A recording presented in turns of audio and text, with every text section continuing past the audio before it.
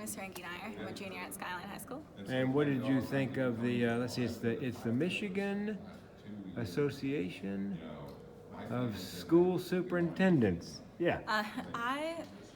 For this event, This event. Yes, this mental health event. It really opened my eyes. I originally was very apprehensive of going, just because of my own fears. But realizing, just seeing the only people, my own school, my own students showing up, and how honest my counselors were. They were like, yeah, drugs are a problem, alcohol is a problem, suicide ideation is a problem, and realizing that people care, and that's to me something that I've lacked. People care.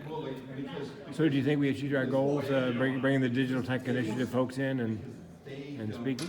Yeah, I think what I appreciate most is the different kinds of perspectives that were offered. I really appreciated, hearing from a comedian. I think that is so important to have the joy in this world, because I feel like that's something that we're kind of lacking. Well, extremely lacking is joy, and I think especially with suicide, that is such an unapproachable topic. But putting the laugh in people's spirits will make people come up and talk about their problems. Having a psychologist, having someone who has a podcast that reaches millions of people. I think the different kinds of perspectives is just what I value. It's what I value in my school the most too. And I really liked the overall difference in opinions too in this room.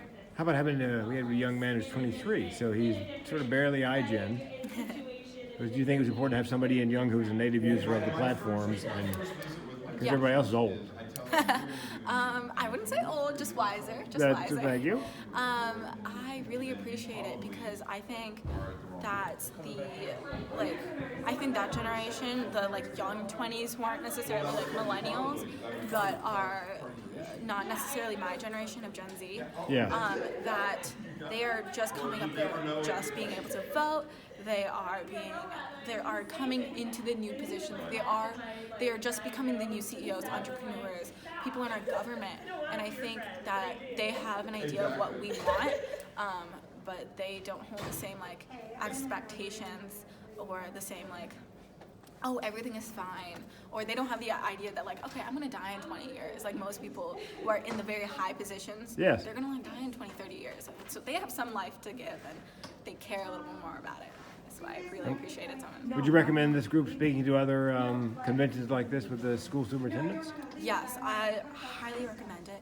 I also very much highly recommend students come to it, and students be honest, and students be encouraged to speak the truth. And I'm really lucky to be able to be a part of a school that, I know I talk about my school a lot, having counselors who are honest and aren't going to punish us for saying drugs are a problem. People smoke a lot of weed in my district. Yeah. They're just okay, we understand that. What can we do? Not necessarily being oh, who, where? I'm going to suspend you. I think that's the fear that a lot of students have, and I think more so than super districts coming, I think that's the first step. I think the most important step is to have students come and that have gone through this, and also students who haven't. I think students who haven't gone through this are the people that we need to reach the most, because they're not the ones who understand from a personal perspective. Yeah, I think didn't ask, but I think I wasn't expecting as many students. Considering students a stakeholder in this, because they are, it's their lives. It's brilliant to bring them in along with the administrators rather than just speaking to the administrators. So yeah, I think having because my school has had the discussion of having the zero policy phone thing. I find it personally a little hypocritical, just because they're pushing us to be in STEM fields, go into a STEM field, become the new CEO of Snapchat, Instagram, Facebook, all that. But you say that we can't use phones. I think, the analogy with food, we have to learn how to use it wisely. Yeah, because you're not going to give it up. If you are going to expect us to give it up in high school, then you should not expect us to be your CEOs of your big IT consulting companies. You want us to be successful, give us the tools on how to use it, rather than just taking it away.